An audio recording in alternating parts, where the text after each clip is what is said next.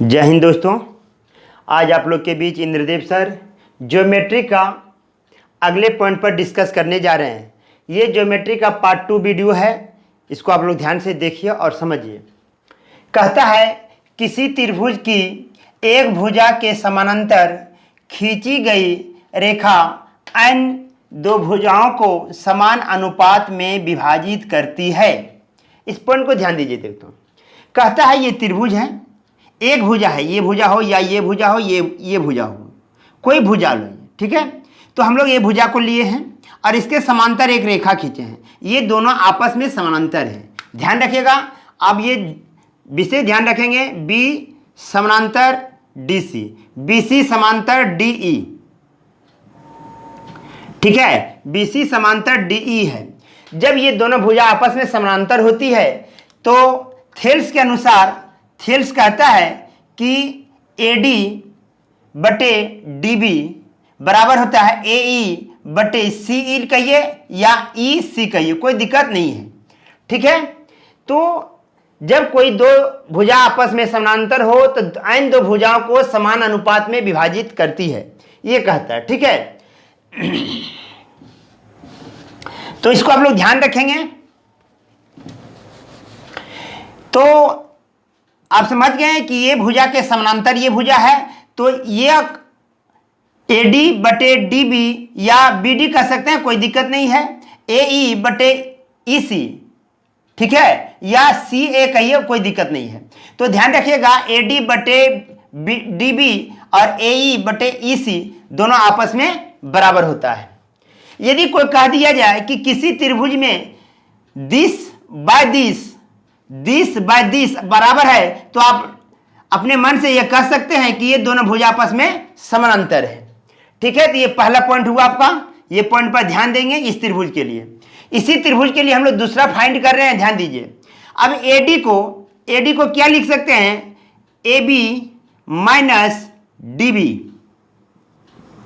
लिख सकते हैं बाय BD, ठीक है, बराबर AE को क्या लिख सकते हैं, AC minus EC by EC, CE या EC कोई बात नहीं है। अब इसको सेपरेट हम लोग भाग देते हैं इसमें, AB बटे BD minus DB by DB equal to AC by EC minus EC by EC। अब देखिए, ध्यान दीजिएगा दोस्तों, AB बाय BD माइनस 1, ये और ये कट जाएगा, equal to AC by EC minus 1, तो ये भी कट जाएगा। तो यहां से एक पॉइंट मेरा निकलेगा दोस्तों, दूसरा पॉइंट इसको नोट कर लीजिएगा, AB बाय BD बराबर होता है AC बाय EC। इस पॉइंट को आप लोग ध्यान में भी रखेंगे और इस पॉइंट को भी ध्यान में आप रखेंगे इस त्रिभुज के लिए, ठीक है। तो इस त्रिभुज में ये पॉइंट रखिए या ये पॉइंट इसी से निकाला गया ये पॉइंट है। फिर तो इसका तीसरा कंडीशन पे हम लोग चलते हैं, ध्यान दीजिएगा। तीसरा कंडीशन हमको इसको उलट के भी लिख सकते हैं, इसको ये भी लिख सकते हैं, BD बाय AD बराबर होता है CE बाय AE, ठीक है। तो आप CE लिखिए या CE लिखिए या EC लिखिए, कोई प्रभाव नहीं पड़ेगा। अब फिर आइए, BD को हम क्या लिख सकते हैं, BD को हम लिख सकते हैं AB minus AD by AD equal to CE को क्या लिख सकते हैं, AC minus AE by AE। अब इसको सेपरेट भाग दे दीजिए, AB by AD minus AD by AD equal to AC by AE minus AE by AE। तो ये कट जाएगा दोस्तों, ये और ये कट जाएगा, तो AB by A d equal to -1 equal to a C by A e -1। तो ये कट जाएगा, तो यहां से तीसरा पॉइंट आ जाएगा दोस्तों, A B by A D बराबर ए सी बाय ए ई। ये तीसरा पॉइंट ये इस तरह भी लिख सकते हैं इसको, ठीक है। ये तीसरा पॉइंट है, इसको नोट कीजिए, फिर हम अगले पॉइंट पर आ रहे हैं। नहीं तो आप इसको स्क्रीनशॉट ले लीजिए, स्क्रीनशॉट लेने के बाद आप इसको आप नोट कर लेंगे कॉपी पर, किस तरह हमने लिखा हूं इसको आप लोग देखिए और समझिए। इसको याद रखिए या इसको या इसको, इस पर कोई दिक्कत नहीं है, किसी पर आप सवाल बना सकते हैं, ठीक है। चलिए अब आगे की ओर हम बढ़ते हैं, मिटा दें इसको, स्क्रीनशॉट इसको ले लीजिए।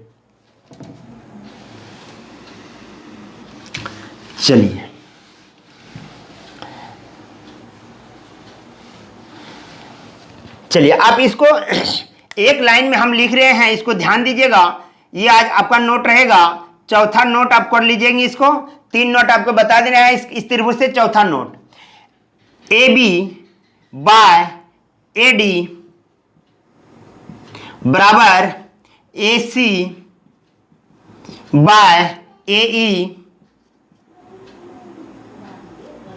बराबर होता है बी सी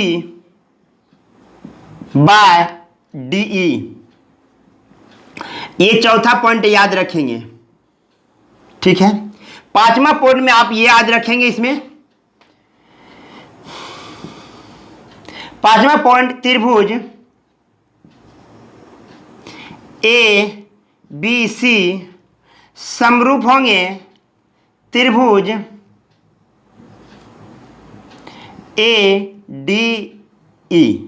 ध्यान रखेंगे दोस्तों, ये दोनों त्रिभुज समरूप हैं, त्रिभुज ए बी सी और ए डी ई, ये दोनों त्रिभुज आपस में समरूप हैं। इस 5 पॉइंट इसमें आप लोग को याद रखना है दोस्तों। इस 5 पॉइंट से हम लोग अभी एक सवाल देखेंगे, 1-2 सवाल इस पर हम लोग डिस्कस करेंगे। तो ध्यान रखिएगा, कभी कहा देता है कि ये दोनों भुजा आपस में समानांतर है, क्या यह त्रिभुज और ये बड़ा बड़ा त्रिभुज आपस में समरूप है? तो यस, ध्यान रखिएगा दोस्तों, यह आपस में समरूप है।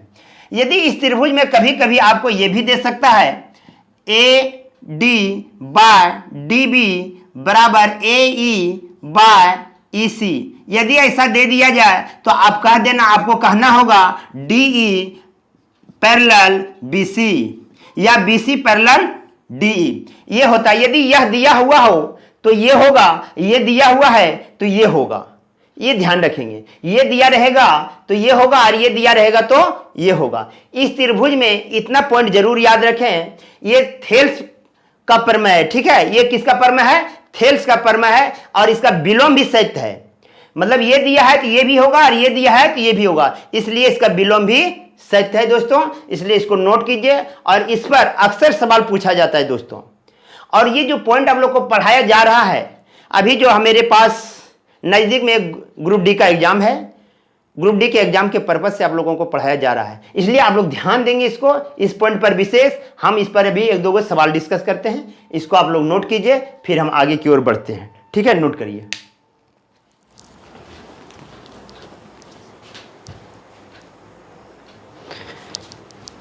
चलिए, आपके स्क्रीन पर एक सवाल आ गया है थेल्स प्रमेय के रिलेटेड, इसको ध्यान से देखिए और समझिए दोस्तों, बहुत ही आसान है। कहता है दी गई आकृति, मतलब जो ये आकृति है में यदि डी ई पैरेलल बी सी, मतलब ये दोनों आपस में पैरेलल है। जब ये दोनों आपस में पैरेलल है दोस्तों, तो हम लोग लिख सकते हैं A D by D B equal to, solution में हम लोग लिखेंगे ए ई बाय ई सी।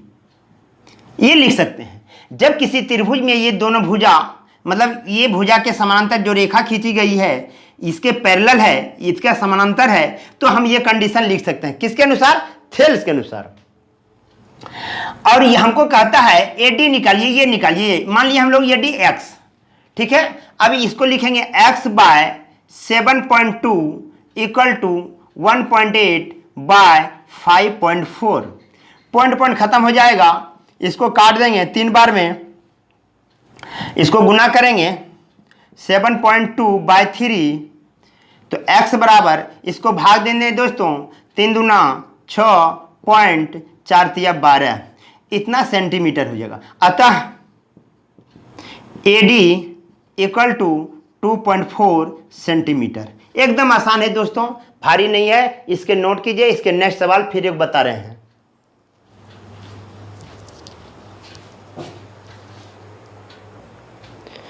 चलिए दोस्तों, नेक्स्ट सवाल आपके स्क्रीन पर आ गया है, इसको देखिए फिर समझिए। कहता है दी गई चित्र में BC parallel D, BC parallel D है यदि AD बाय DB बराबर है 3/3/5 और AC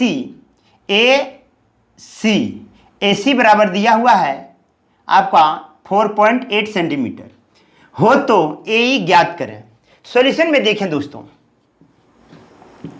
मान लिया जाए कि AE बराबर मेरा है x, ठीक है, तो फिर वही थ्योरम लगाएंगे AD by DB equal to AE by EC, ठीक है। अब ध्यान दीजिएगा, इसका वैल्यू दिया हुआ है यहाँ पे 3/5 इक्वल टू, इसको हम लोग मान लिए x बाय, अब देखिए मान दिया हुआ है मेरा AC का, तो AC का मान दिया हुआ है, तो AC को हम लोग लिख सकते हैं AE प्लस EC, ठीक है। अब देखिए AE का मान दिया हुआ है, अरे AC का मान दिया हुआ है 4.8 बराबर x प्लस EC। अब x को इधर ले आएंगे, 4 - 8 minus x, 4.8 minus x equal to EC। अब EC का यहाँ मान बैठाइएगा, ये 4.8 माइनस x, ठीक है दोस्तों।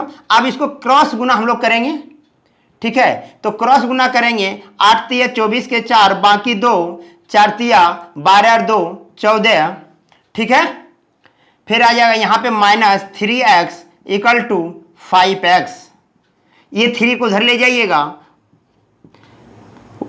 14.4 इक्वल टू 8x, ठीक है। अब इसको हम लोग डिवाइड करेंगे इससे, ठीक है, तो 14.4 8/8 बराबर x, इससे हम लोग भाग देंगे 1 पॉइंट। अब देखिए यहाँ 6 बच गया और यहाँ 8 देना है, 8 × 8 = 64 आ जाएगा, x का मान ये फाइंड हो गया। अतः AE इक्वल टू 1.8 सेंटीमीटर। ध्यान से देखिए, ठीक है। और आप लोग को यह सूचित करते हैं कि ये तो आकृति दिया हुआ है, यदि आकृति एग्जाम में दे दिया तो आपको बहुत ही आसान हो जाएगा कैलकुलेशन करने में।